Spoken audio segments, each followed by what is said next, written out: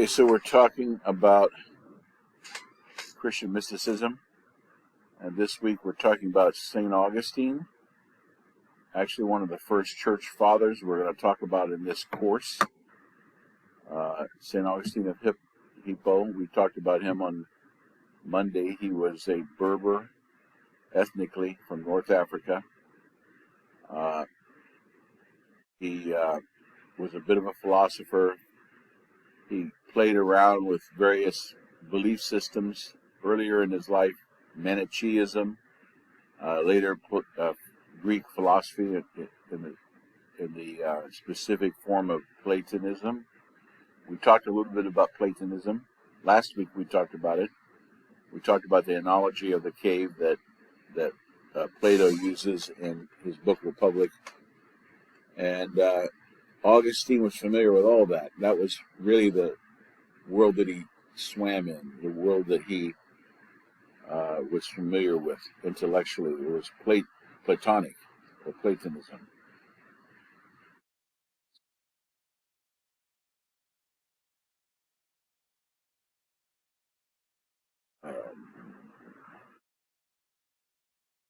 So this week we're going to chapter 3 of Jason Baxter's book, Introduction to Christian Mysticism. Can anyone tell me roughly, in your own words, what we've defined Christian mysticism to be, or just mysticism?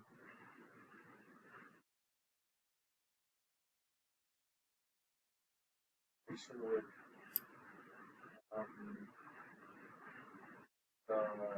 we use different words. Absolutely. So like a connection with. We've used Allah. Yeah, We've used God. Someone who's more secular might say the universe. Yeah, the universe. But it's not just the connection; it's the pursuit of that connection. It's someone who devotes their highest priority, perhaps, to, or one of their highest priorities, to knowing God, and experience, not just knowing about God, but experiencing God. So I'm using God here, and some of you may take that word. You could strike that out and put in your own word, however you choose. Plato used the term the form of the good with a capital G. Plotinus used, I think he used the beauty, the absolute beauty, as his term for the transcendent God. So anyway, that's where we're at, and the definition of Christian mysticism simply means that it's the same thing, a mystical pursuit of a transcendent experience. The experience is very important because you can have a whole checklist of things you believe about God. Oh, I believe God's good, He's powerful, He's omnipotent, He knows the future and the past. You can say a lot of things about God, but that doesn't mean you've ever experienced God. And as we've talked about some examples from the Bible, Old and New Testament, when people actually experience God, it usually is a dramatic experience. They may fall down. Their hair might turn white, like Moses. They may be transfigured. They may be overwhelmed for days on end and unable to speak. If you can imagine sticking your finger into a 220 electrical socket, you're going to definitely have a physical reaction. And so the idea here is that when someone actually does make that connection, there's a dramatic reaction. And within Christian mysticism, that simply means within the boundaries of Christian orthodoxy, which is basically the triune nature of God. The God is three persons in one, and the incarnation of Christ. That's Christian mysticism. But we want to be, in this course, be open to talk about Sufi mysticism, which you would be maybe more familiar with. There's other forms of mysticism that are not necessarily Christian, but follow a parallel track. And we'll see more about that towards the end of the course, about how there are similarities between mystic traditions Thomas Merton was a mystic, a Catholic mystic in the 20th century. And he had carried on a lot of dialogue with Buddhist monks, Buddhist mystics, and found some common ground with them. So that's something we can talk about. So, and this is not working. Let's see why not. Like I said, the technology for these things is incredible. So there's the outline. There's St. Augustine, born 354, in the Common Era, died 430. So he was about 75 years old when he died. He lived most of his life in North Africa, but he did travel around the Mediterranean and finally settled in North Africa and became a writer, a bit of a philosopher, and eventually was ordained a bishop of a Catholic parish.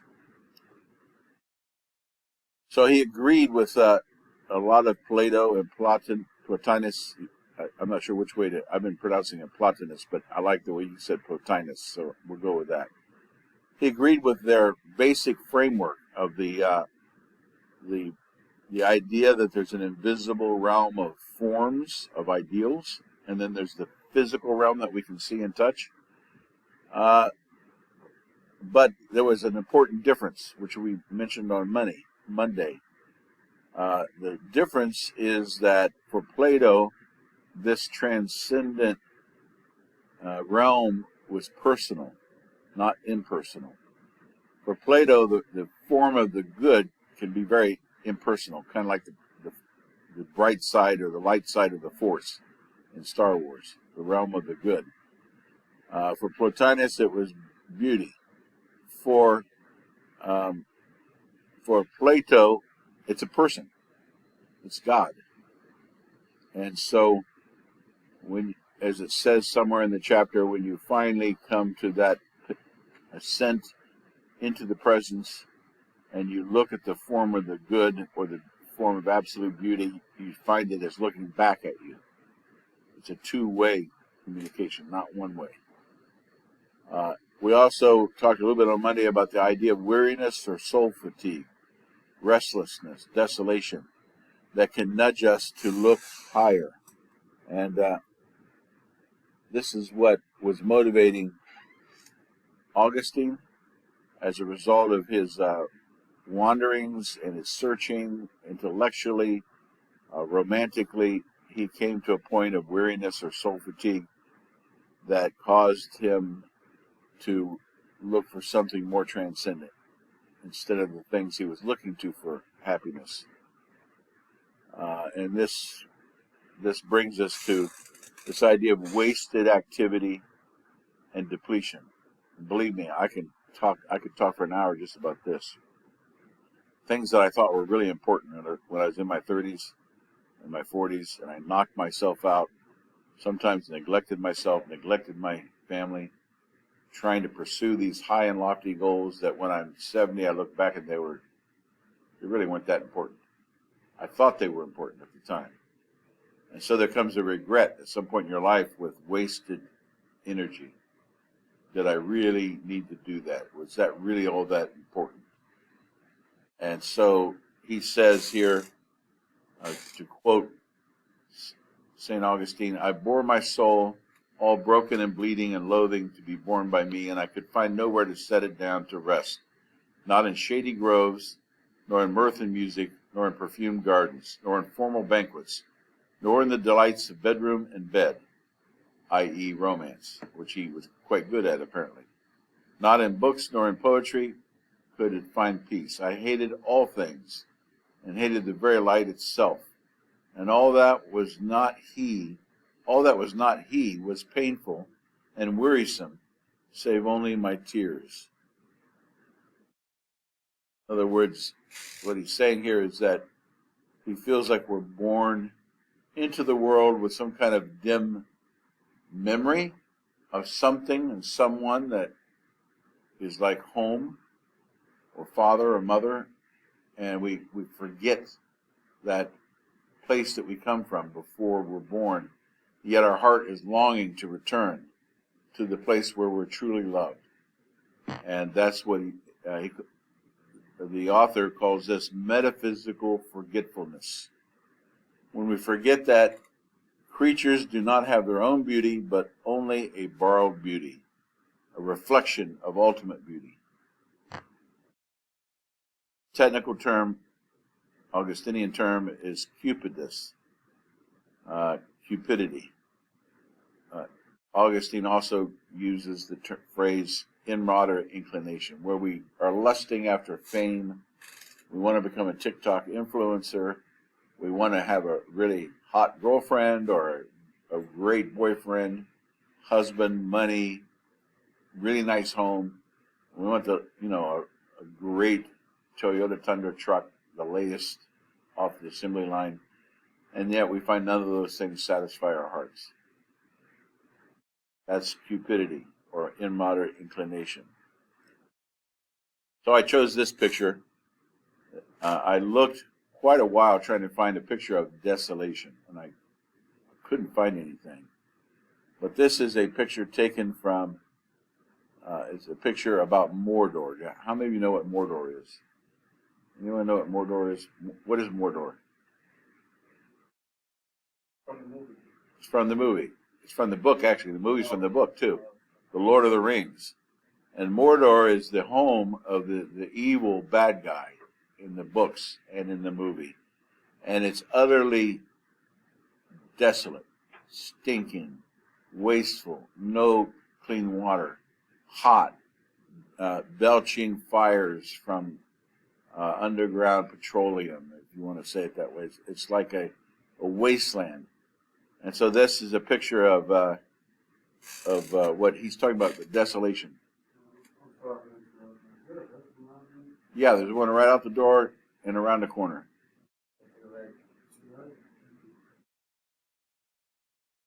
So this is what Augustine calls the Christ-haunted self. And this goes really well with chapter 1, which is the desolation of modern secular modernism, or the desolation of the 20th century.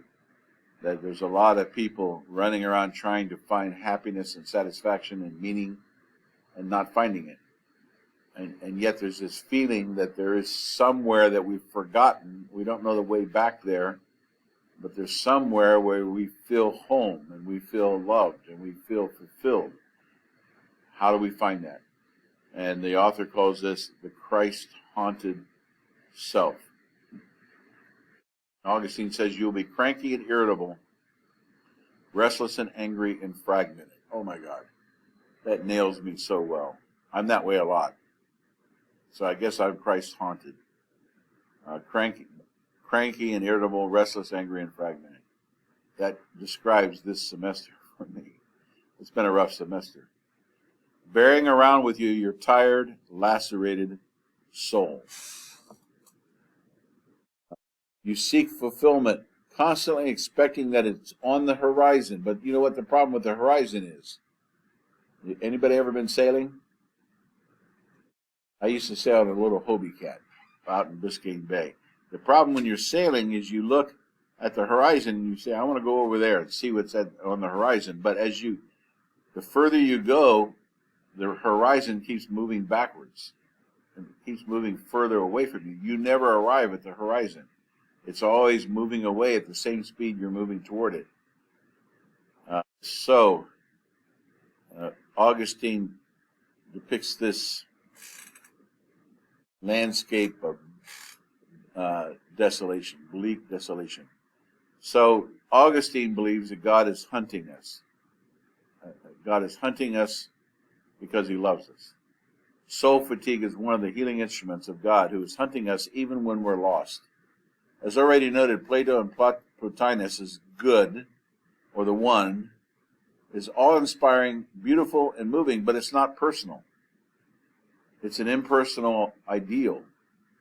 But Augustine's God is different. He's a maker, sustainer, seeker, lover. Augustine has to develop a new register of language, a kind of spellbinding, dreamlike, enchanting, musical language no one has ever heard before, in order to try to articulate his vision of the ultimate. And so he writes in the second person. Do you all know what that means, writing in the second person? And so instead of saying he, they, them, He's saying you and me. So his book, The Confessions, is a dialogue between him and the other, the divine other, or God. So he's talking to God in most of his writings. Here's an example. Great art thou, O Lord, and greatly to be praised. Any man desires to praise thee. He is but a tiny part of all that thou hast created. He bears about him his mortality, the evidence of his sinfulness, and the evidence that thou dost resist the proud. And yet this tiny part of that thou hast created. He's writing a book that we're going to read 1,500 years later, but he's not talking to us. He's talking to the one, the good, the Almighty, Allah. For thou hast made us for thyself, and our hearts are restless until they rest in thee. That's one of his most famous quotes. Let's see if I have an outlet to plug in, because my laptop is going dead, and I don't know that I do. There we go. So this is maybe his most famous quote from this book. Oh, come on. There we go. Is our hearts are restless until they rest in thee, because you've made us for yourself. So we're made, in Augustine's view, we're made for a divine purpose. We're made for him, for God. And until we rest in God and find our peace and identity in God, our hearts are restless and desolate and longing and dissatisfied and frustrated and fragmented and irritable. So this is what leads us to the ultimate, is this restless heart. And it's because we were made for a purpose, and we're not satisfied until we return to that purpose. Any comments or questions? Yes. Yes. It's an older version of English. You speak Spanish, right? In Spanish, you call your grandmother or you call your professor usted, but you call your close best friend tú. You know what I mean? I don't know which dialect of Spanish you speak. ¿Cómo estás tú? ¿Cómo está usted? Are two different forms of English. Usted is more formal and respectful. Tú is not disrespectful. It just denotes an intimacy. That disappeared in English. We used to have it in English. Thee and thou was the English form of tú. So when you're saying thee, thou hast made me for thyself, you're basically tuteando. You're using the tú form. And but that was 500 years ago in English, and gradually it died out, and everybody's you. We have to invent the plural you, y'all. Or you. My grandmother's from my mother-in-law was from the Appalachia, and she would say Ewans. How are Ewans doing? From Bronx, you say what are yous guys doing? So because we no longer have a plural you in English, we have to invent it. So this is why Spanish is the language of heaven, because it has a beautiful number of possibilities for relational truths. So you see the onion. So Augustine doesn't imagine his spiritual growth as being on a straight line, moving left to right, but rather as a series of onion layers in which new layers are added, but earlier stages are still there within. Like if you cut down a tree, you see that the rings of the tree grow from the center outward. And you can actually know a lot about a tree's age and what it's gone through by looking at the rings. Well, this is true with an onion. So and this has been very helpful for me personally. Since I read this chapter last summer, and now that I've reread it, I'm doing a little bit of what he does. So he doesn't walk back through the timeline to his past. He walks inward back through his memories, his experiences, to that time when he was a baby, and he doesn't remember anything. And so He walks back into his imagination, peeling back the layers of his development in order to find that God was even there then, even if God did not, Augustine didn't know it at the time. So at the moment of your birth, God was there, according to Augustine. And he was watching over you. He was involved. He gave you the parents that you had. And you can learn about God. So as we've been seeing in this course, the mystical journey is about the ascent up the mountain, or up Jacob's ladder, or up somewhere, up out of the cave. It's about going up, up, up, up until we get to the top and we can see the form of the good, or the form of beauty, or the one, or God. But Augustine flips that around and he says, no, the way to go up is to go within. This is like the beginnings of modern psychology, because he's being introspective, and he's thinking back through his history, his childhood, and trying to say, okay, God, where were you when that happened? Were you there with me at that moment? Yes, you were. I know you were. So what were you doing? And I've been doing some of this myself, some of this introspection. And so that's searching for the hidden God. And another theme in mysticism is that God is hidden.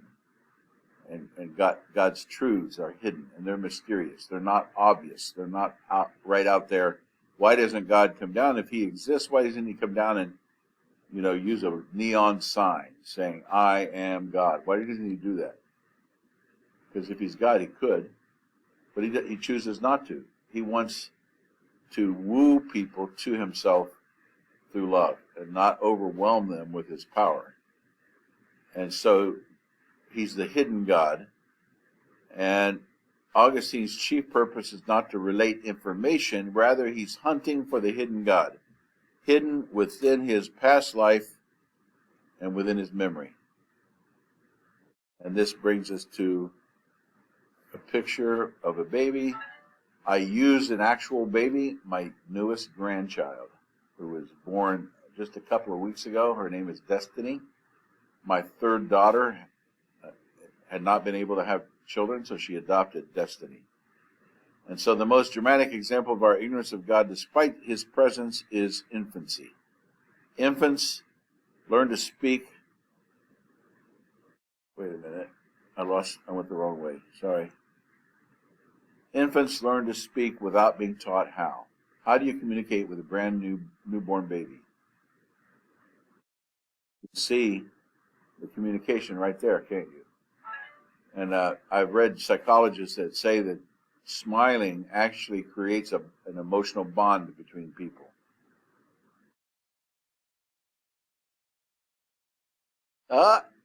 See, we just had a little bond moment. There we go. We're bonding. As smiling is a very powerful imprinting on the soul, on your mind. And it creates a bond that is important. And so this is the first communication of an infant. It's a smile, and the parent smiles back. And apparently almost all infants are born with an instinctive knowledge of smiling. So that's the rudiment of the language. So God is near to us as newborns, says Augustine, before we even have the rational power to recognize that he's there. And so communicating with words, I'm going to leave it there for a moment. So Augustine compares the journey of mysticism to being like a newborn baby. It's a liminal stage in which a human child finds himself wanting to interact, wanting to say he's hungry, wanting to say his diaper needs changed, but he doesn't have the words. He can't express his desires, so he struggles, he coos, flailing, doing his best to pour out her little heart. In other words, the infant is forced to try to tap into a language that's deeper than words. Have you ever been in a moment where you want to say something to someone that you care about, but words fail you? You feel like you need new words, or more words, or better words. You can't say what you want to say. There are times since I learned Spanish that I want to say something, and I'll rack my brains, and there's no word for it in English. And so I have to say it in Spanish. One word like that is inquietud. Inquietude doesn't translate into English. So it's a beautiful word in Spanish. I know what it means, but there's no way to say it in English without changing it a little bit. Like, it's not anxiety, it's not questions, it's not perplexity, it's inquietude, unquietness. I have doubts. I'm not sure. Inquietude. So that's Spanish. I'm sure you speak Chinese, right? Japanese. Well, I'm sure in Japanese you can think of words that you just can't say the same thing in English. And there's probably a few words in English that don't translate well into Japanese. That's one of the powerful things about learning another culture and another language. I say that it gives you cultural depth perception because you can see through two cultures and two languages. So this is the example of infancy. This is one of the metaphors. So the metaphor here is of being like a little helpless baby. Nonverbal language of friendship. Even in adult friendships, we express things from our heart. We give affection and we receive it back. And it's shown by face, by voice, by the eyes, and 1,000 other pleasing ways. Kindles a flame which fuses our very souls and many make us one. So that's kind of creepy, isn't it? If I do too much smiling, I'll smile at Jose. I think he and I could be buddies. You like the Miami Dolphins, right? Yeah, I do ever since back in 2015, and why, I mean, this team is getting improved this year. Yeah. And for the previous years, it was sucked. Right. Well, my point is, I think we could go to a Miami Dolphins game, maybe have a beer and hang out and be buddies.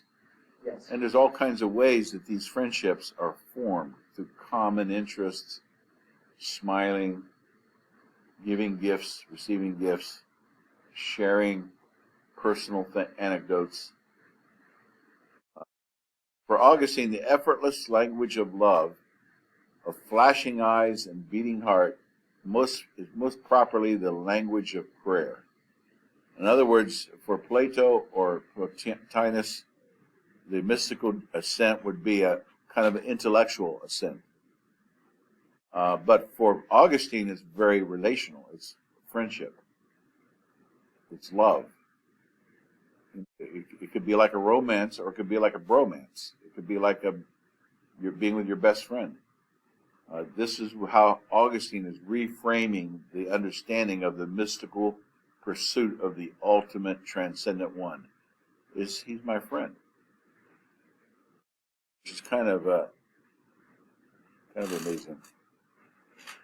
He also uses the example of Odysseus in his, I can't remember if it was 10-year journey or a 20-year journey. I think it was 20 years that he spent trying to get back from the Trojan War to his home in Greece. So it's a long journey full of dangers and enemies and roadblocks of trying to return home where your heart is. And that's one of the metaphors that Augustine uses. And so he believes that he can find God in the past. Not climbing up a mountain to try to see God from the top of the mountain. He's walking back through the events of his life to see where was God when this happened, where was God when that happened, and what was God doing in me by allowing these things. So he uses the image of Odysseus trying to get home. He also uses the example of the prodigal son, which is in the Gospels, about a young man who disrespects his father, takes his inheritance, leaves, misspends it, ends up poor, having to work in a very menial job to survive, starving, and he goes back to his father, thinking that his father's going to be angry, but maybe his father will hire him to be a servant. And instead, his father comes running and welcomes him and greets him with love and restores him to a position as a son. So that's another image that Augustine uses. So is it really a mystical ascent, or is it a descent? Or is it both? Now, when I say descent, I'm not saying decent. I get tripped up on words that have cognates. So the descent is to go down. Ascent is to go up in English. The quote that I selected that I most connected with is actually that one right there. Okay. Where he says, "With you as my guide." So, because in the first chapter of the Quran, it says, "Iyaka na'budu wa iyaka nasta'in," and nasta'in means help, and iyaka means only you. So it's saying explicitly in the first chapter, we seek help from only you, right? Excellent. Which is precisely what Augustine is saying here. He says, I entered into my own depth, right? He's searching for the truth with you as my guide. Excellent. So you find a kind of a bridge there. You see the same There's a principle. lot that Augustine has said that it's all, there's a lot of correlation. That's excellent. He also talks about the eye of the soul, or the ear of the heart. There's a place in the book of, I think it's Ephesians, where St. Paul writes, "I pray that God will open the eyes of your heart." In other words, it's not these eyes. It's a different eye. I would call it intuition. That we all have kind of intuition where we know things. We just know that we know it. And we don't know exactly how we know it. I thought I had a picture of the eye here, but I don't see it. So there's a lot more here I have to go into, and I'm running out of time. Let me do a little bit more. So we can feel how Platonic Augustine is. His philosophical foundation for his Christian faith is Platonic philosophy, Greek philosophy. But he takes it a step further, and he adds to it, and as he's introspectively pondering his life in confessions, and as he's having this dialogue with God. He ascends to the divine by going within. He goes inward. He does so by stages of ascent. I think of steps of a ladder of love. And so he's taking those steps. He moves from bodies to soul to the inner power of reasoning. But when it comes to the height of his contemplation, when he gets to the pinnacle where Plato talked about, and the thrust of a trembling glance, his mind arrives at that which is. And all of this reminds us of Plato. This is a quote from Plato. All of a sudden he will catch sight of something wonderfully beautiful in its nature. That's in the writings of Plato Symposium. But this is where Augustine's story departs from the Platonic story. Because where Plato posited that penultimate step of ascent to be the greatest sea of beauty, where gazing upon this one gives birth to many gloriously beautiful ideas and theories, Augustine contemplates his own mind. So he's focused more internally in his own mind. And it says, Augustine is not enamored so much with some invisible realm of forms, which he doesn't seem to believe in, but with the very capacity of the human mind to find truth. So this is a step in a different direction by Augustine. And then it talks about the Trinity. Augustine develops a psychology of the human soul that reflects the idea of a divine Trinity, Father, Son, and Spirit in the divine Trinity. But as Augustine talks about the human soul, he talks about will, intellect, and memory. So he sees us as being similar to God in the fact that we are made up of three parts. And so this brings us to the failure of the intellectual ascent. The second important difference is that for Augustine, the failure of the intellectual ascent can become the true beginning of true prayer, because it sparks the desire of our heart. Remember, in his writings, Augustine talks about two spiritual moments that he had. The first one was Platonic, where it was an intellectual ascent, and he got almost there and almost could get a glimpse, but couldn't quite make it. It couldn't stay in that moment. And then sometime later, I don't know if it was years or months later, he's with his mother, Monica, on the coast of Italy, waiting to take a ship back to North Africa, and they have together they have a spiritual ascent where they come into the presence of God together. And so that's the difference between the Platonic and the Christian, according to Augustine.